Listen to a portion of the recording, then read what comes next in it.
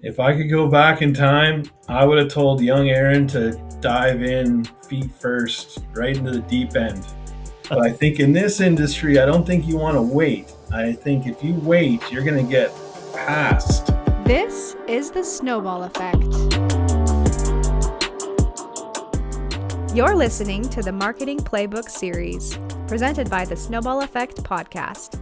It's growth done right. I'm really excited because I've got Aaron Wuthrich, and he is the owner of Absolute Moving. And Aaron, how you doing? Welcome to the podcast. I'm doing amazing, Todd. Thank you so much for having me. I really appreciate your time. Well, I'm excited to have you because you've been in moving. How long has it been now? Almost 2 decades, is that right? That's right. Yeah. My first summer job was 2001 of June, and that was moving. And I incorporated in 2007.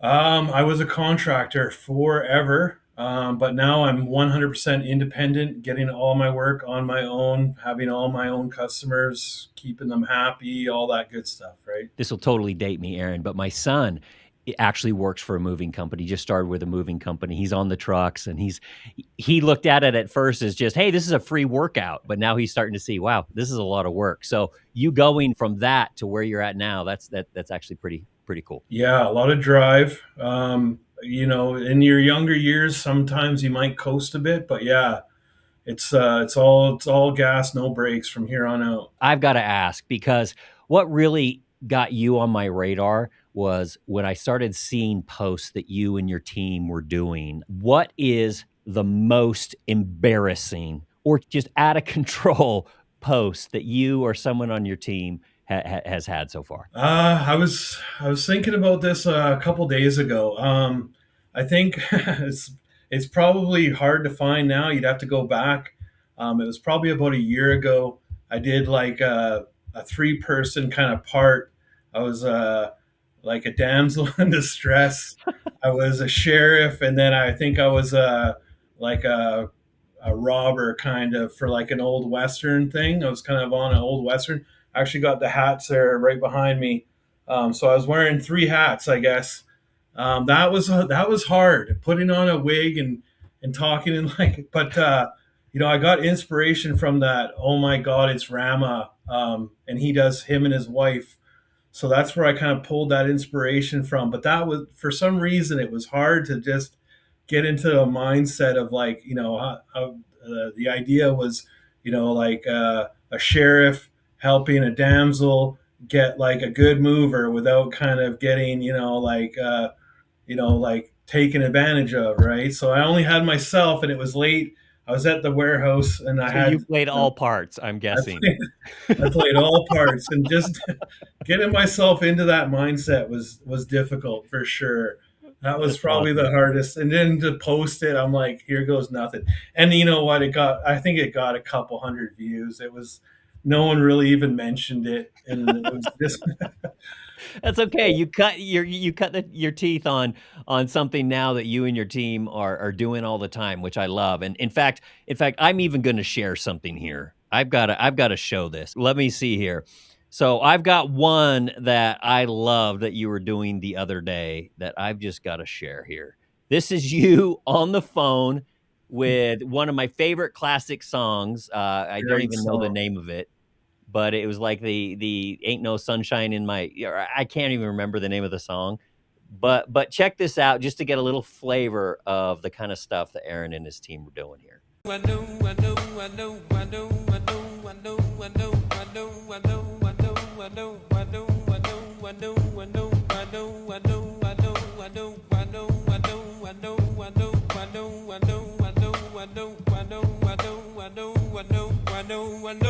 So where do these ideas come from? I get inspiration from other people. Obviously, I try to put a little spin on it for like our industry, of course. I see something, I kind of tweak it a little bit. Some might be a little bit more kind of, a bit more risky in some ways. I try to get inspiration from wherever, like, and I might pull kind of like one thing and then another and kind of mash them together, even, right? So, I'm just trying to keep like kind of close to like the heartbeat of the the interwebs and try to pivot off of that. Really. I saw you win one the other day, and you were pointing at a scuff on your truck or something like that, and it was playing off of a meme, and it's just like, "What's that?" Yeah, Yeah, yeah. exactly. Look So at just that. just Yeah, having fun, like I just love that. I think yeah. more owners need to just take off the blinders and just try some new things and just have fun with it. That's right. Yeah. Yeah, actually, one of our drivers kind of just did a little scrub in there, and it wasn't at the end of the day. It wasn't anything like it's an older truck, which I like. I don't know, something about older trucks I just love. But I thought, you can get mad about something, or you can kind of like there's a silver lining to that, right? So Obviously, that's great marketing because who do people want to work with and who do people wanna welcome into their home? People that they like. yeah, But also just there with your crew, like, just seeing their boss, having fun with this, that's kinda gotta be a fun thing for morale and everything. it is. And with obviously moving or like hard work or like anything that's maybe a bit more rough and tumble, you might have to. You're looking at maybe like a younger crowd. And like when I was in my 20s, that was a long time ago, but we were having fun on the trucks when I first started, when I was a swamper or a driver, and I think it kind of we get people asking us for like to come work with us. They see like the younger crew, which every moving company across the world is going to have like a younger base crew. And what is like the younger generation doing right now? Well, they're in the depths of social media, They're having fun with so it, right? they're having fun, and That's right. that's their outlet for day-to-day stuff, right? So Well done, and I wanna pick your brain, on the marketing side a little bit more, but first, I wanna pivot a little bit over, Aaron, to you personally. I want you to tell me something that you're just passionate about. Maybe it's playing a damsel in distress, I don't know. I want you to tell me something you're passionate about, and I need you to pitch me, like, "Todd, this is why you need to be as passionate about this thing as I am." What have you got? So first and foremost, I'm passionate about like the moving industry. I could talk about moving for the next 300 days straight. That's always, for whatever reason, I've gravitated to it. I've been in it forever.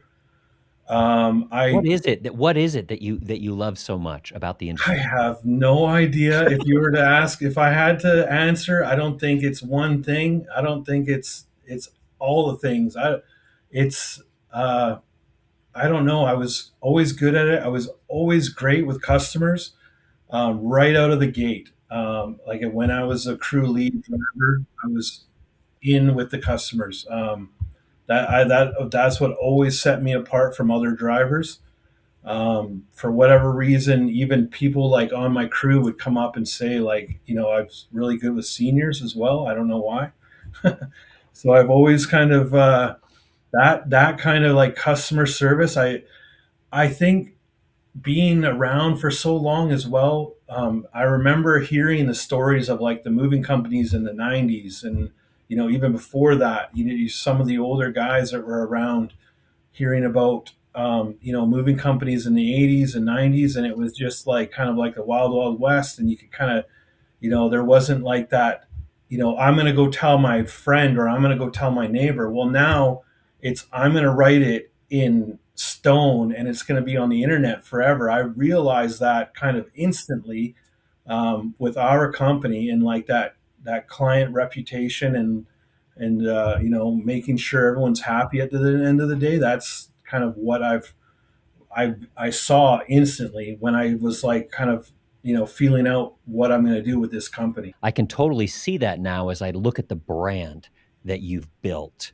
First of all, big, bright colors, right? And then, like we were talking about, this fun personality on social media. What was it that made you want to take this type of a branding approach? What did you see, or was it just a natural outgrowth of who you are? Walk us through a little bit about why your brand has so much personality and why you leaned into that so hard. So originally, my brand was pretty bland. I was a contractor and working kind of like say like 70-30 or 50-50 a little bit on like my own thing, and I was still contracting under a major van line. So I was orange brand, and then I looked around and I saw so much orange. I saw so much blue. I saw, the red, white, and blue is a van line for sure. I looked at a million different colors. I stayed up at night thinking about it. Which color, for my city, there's a lot of red with like the both major sports teams. But then I saw lots of companies being red, and then I just grab it. One of the drivers I think brought it up one day, and I just was like full pink and like so that kind of like we're trying to work off of that. And um, I have two daughters. My operations manager has two daughters, so the pink is in our lives for that. Our office staff is like I'd say 90%, 80% female. So we're going like we're full pink, and the guys, I was a little bit hesitant. Maybe the guys wouldn't like wearing pink, but the guys love wearing pink. I don't know. It's great. I was watching, a webinar for movers, and someone there actually pointed out, so often in the moving industry, so many of the brands are super aggressive. They'll look like maybe a little league brand or something like that with a tiger or something like that. And someone Mhm. pointed out, like, who are we actually trying to win over here? Who's your And perfect who's the one client? that's going to welcome us into their home? And often, um, I think people miss that, hey, you're branding to both. And there's that, the females out there, the mothers of the home that want to welcome you into their home. You're branding to them at the end of the day. Yeah, that's right. Yeah, in our market, that's who we're selling to. That's our. You can just you start up a company, and who's on the phone, who are you talking to for a majority of the time, right? So that's definitely was one of the deciding factors for sure. Oh, that's fantastic. Well, I love it. It's bright, it's bold, and it really reflects your personality there. Now, you're up in Calgary, and you're not the only mover around, right? What do you do to really try to differentiate and stand out in a crowded market? Yeah, a mover is a mover, no matter which truck he's sitting in. At the end of the day, it comes back to like that main office, and how that like client care is issued to the day to day process. And in the industry, you'll see guys that'll work. Maybe they've worked for 10 different companies. At the end of the day, like a truck and three guys in it rolling down the road, it could be mirrored image across the board. The thing that sets you apart for sure is going to be, any claim resolution, anything that has to do with like customer care. At the end of the day, that's what's going to set any company. I guess it's kind of a generic response, but that's what we focus on for sure. You're in their home, and you're meeting them at kind of a vulnerable time, right? I mean, things are in chaos right now. The importance of that is heightened so much more in the moving industry. You're dealing with people's contents of their homes. That's it's got to be one of the hardest industries. I don't know. People can have like a very high expectation on something that maybe you can see like over and over again for free on like Facebook Marketplace. Um, and they say that death, divorce, and moving are the three most stressful things in a person's life, and some of those fall all at the same time. They might Wow. have a family member that has recently died, and they might be going through a divorce, and now they're moving themselves. They're moving that family member. It can be. I've walked into those homes. I've walked into. I could go on for a million years about the stories. Having every kind of scenario for sure. So I could absolutely see how that would be, a major differentiator there. Now I want to pick your brain for a second, Aaron, about advice you have for others. You've been in this industry for a long time. You see what other movers are doing, either in how they're treating their customers or their operations or their marketing. What would you say, what do they need to start doing and what do they need to stop doing? So let's start with start. What do they need to start doing? So a moving company that's maybe just starting out, or a moving company that's been around forever, I think technology is one of the start doings. There's so much tech.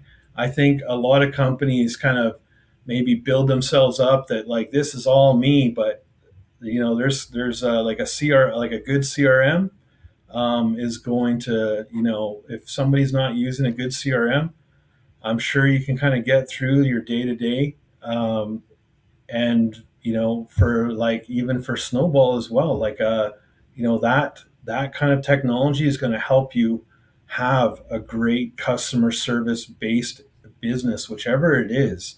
That's what I would say would be like the 100% thing for a company that's maybe starting out or maybe is having operational issues, is going to have like a good CRM and use like any technology based service that is going to be kind of like help to create leads.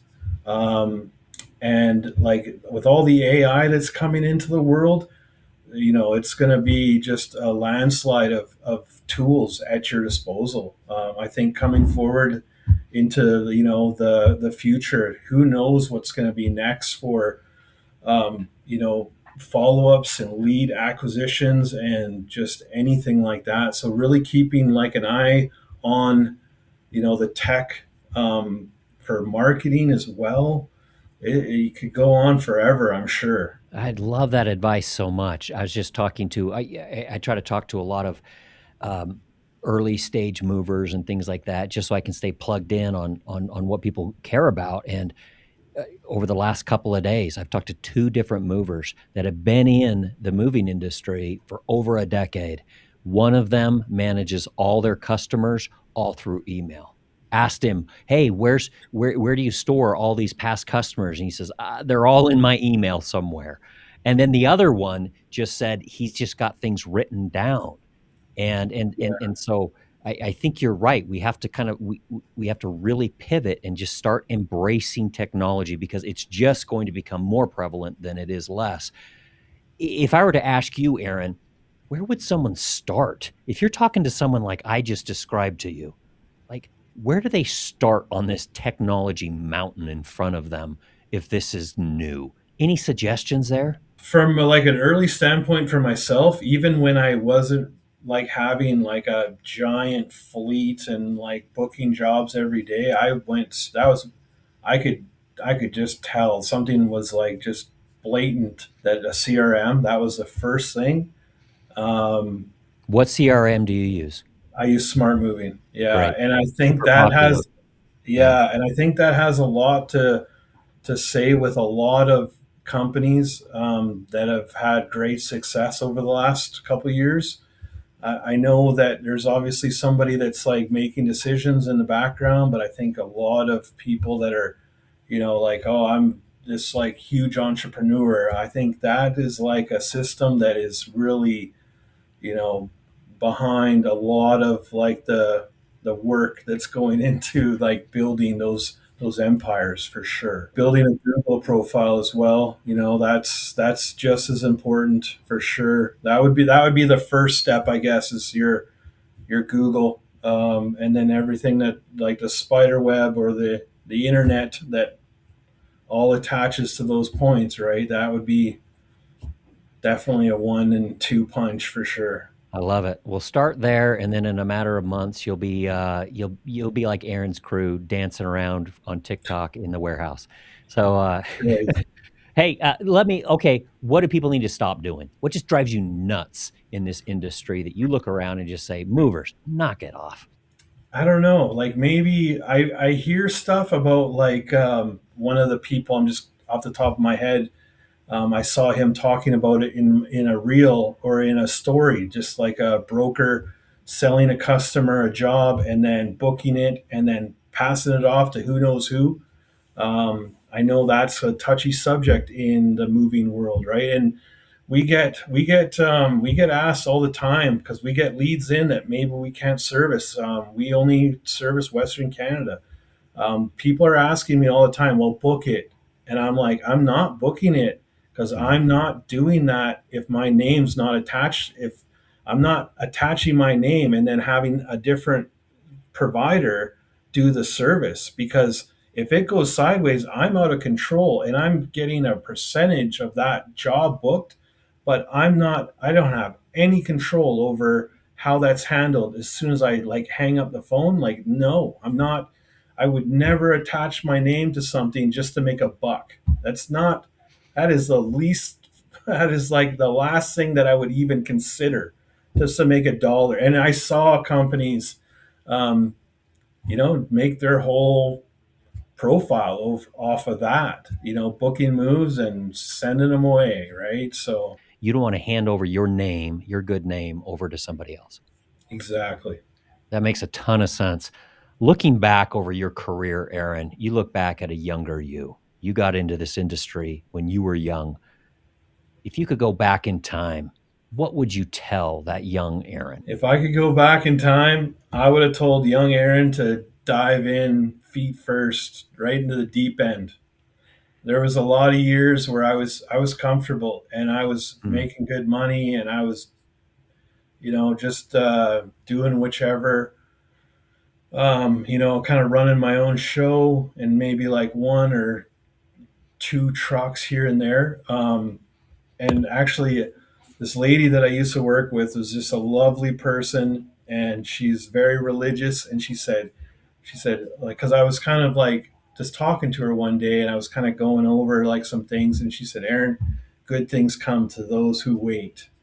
And at that moment, something kind of like kind of just set me off, and I was like, "No, good things do not come to those who wait. Good things come to those people that are furious in that approach to, like, get to what that good thing is." I don't know why it just set me like, and she's an amazing person. But Um, she lit a fire. she lit a fire. It wasn't like I wasn't some response. I just said, "Yeah, that's great." Like I was like, "That's great advice," but something told me, like, because I think that it's got to be like she's a very religious person, and then I'm sure there's a scripture somewhere that says, like, good things come to those who wait. But I think in this industry, I don't think you want to wait. I think if you wait, you're going to get passed in a lot of ways. Well, I love that you would tell a young Aaron, don't just passively wait for good things. Patience is a virtue, but it's not but in this case, it's passivity. It's waiting for something to happen to you, and you tell a young Aaron, "Get out there, take action, be intentional, and go." Yes. Looking at this year, I mean, technology is just exploding all around us. There's different marketing techniques happening all the time. There's uncertainty, there's growth opportunities everywhere you look, but there's also things to be afraid of everywhere you look. Help a young mover look around in 2026 and help them see what's coming that they need to get ahead of, in your view. I think with a lot of the younger generation coming up, more and more people are going to be going to social media for adverse like for advertising, um, and I think more and more people are going to see that, like, the giant ad spend. You can maybe have more of an impact with less work and less time and less energy and less money on social media platforms, and still have like a great company atmosphere at the same time. You're building kind of like that brand. You're getting seen. I There's a local company here, and a person that does well used to do some of our wraps for our trucks. He would work with him, and he was kind of telling me the ad spend for his. He was on TV ads, and a very popular guy and a great businessman. But I could just imagine the money that was spent per Mhm. year on TV ads. If you were to take a fraction of that and put it into whatever social media, I think that is going to be the game changer in some companies. You could have any industry, like a coffee shop or a hair salon, and you can go viral. You could have people lining up, like restaurants. You'll see like a food influencer will say, "Oh, try this place," and the next thing you know, you can't get a table there, right? So stuff like that, and you see more and more people doing that kind of influencing, and it can just take off. You could have your phone ringing off the hook for the foreseeable future with like the tiniest bit of effort potentially, right? And you really put your money and your effort where your mouth is. You and I were talking just a little while ago about what your strategy is for, I shouldn't say strategy, but a piece of it is a new habit that you're trying to create as far as daily social content. Share a little bit about how you approach that. So I'm going to be trying to do 2 posts a day for a year, and then 2 posts a day for a two year. posts a day for a year 365 times 2, we're looking times at two. 72 Yeah, or it's 720 posts there. I don't right. wanna Yeah. overcommit you. So yeah, I'm gonna be trying to do that. I don't know. Maybe in the summertime I might burn out a little bit. Who knows with like operational things, or life can pull you in different directions. But as of right now, I've been pretty consistent for I think over a month. I Well think I'm done. going on. So there's like 60 posts out there, and I'm gonna be trying to, and some are coming very easily. I'm getting them cracked out in like 5 minutes, and then some are taking me hours. I get like writer's block, and I'm struggling, and I have like 10 different ideas, and I'm trying to pick one, and some of them I've been getting a little bit of pushback from other people saying, "Oh, don't post that."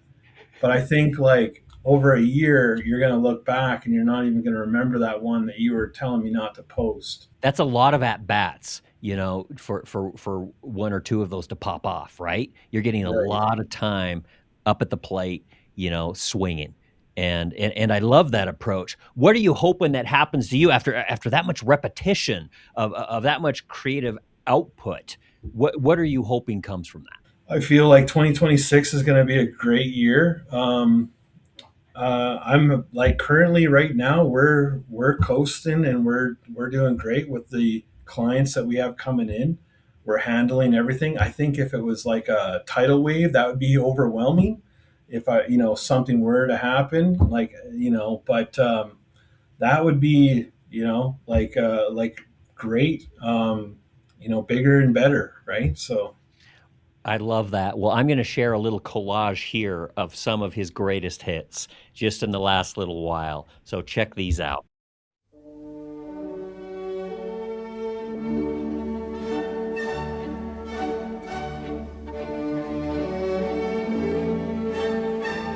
Go, go, go, go, go, go, go.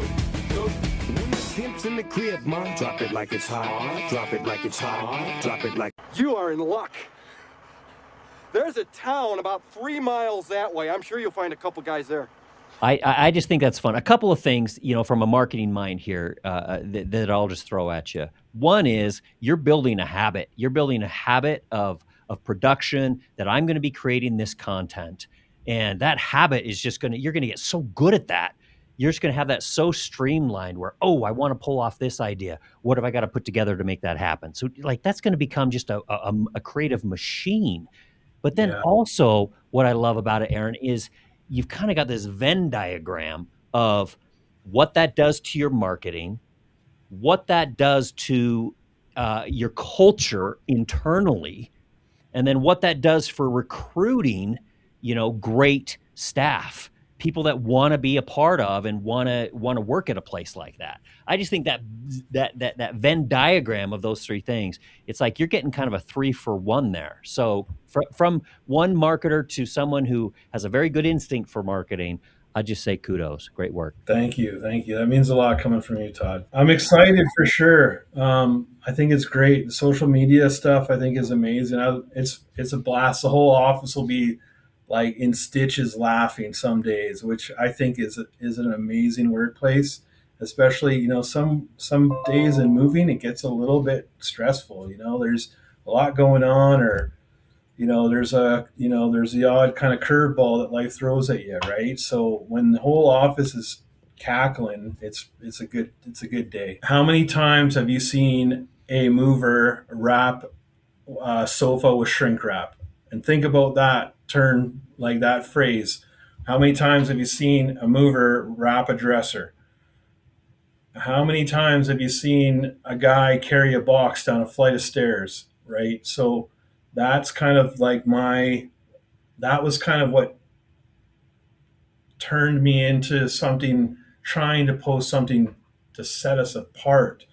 It's not the maybe like the van line recipe. I think like for being an independent, I'm not going to hear from maybe like a higher up about something like that. I'm my own kind of it could be shooting myself in the foot at the end of the day for some clients. I've heard that. We're trying to just like have fun and like in the youth today, it's kind of like you kind of take a joke with everything, right? So that's what we're trying to do. Thank you so much for sharing some insight and sharing some things that you're doing on the marketing front and letting us see behind the scenes and how you actually make this happen and the habits you have to create internally, and sharing some advice for your young self and for other movers out there. I really appreciate that. If people want to connect with you, if they want to see the cool stuff that you and your team are creating there, what's the best way for them to reach out and connect with you? So our socials is Calgary Mover, Calgary_mover,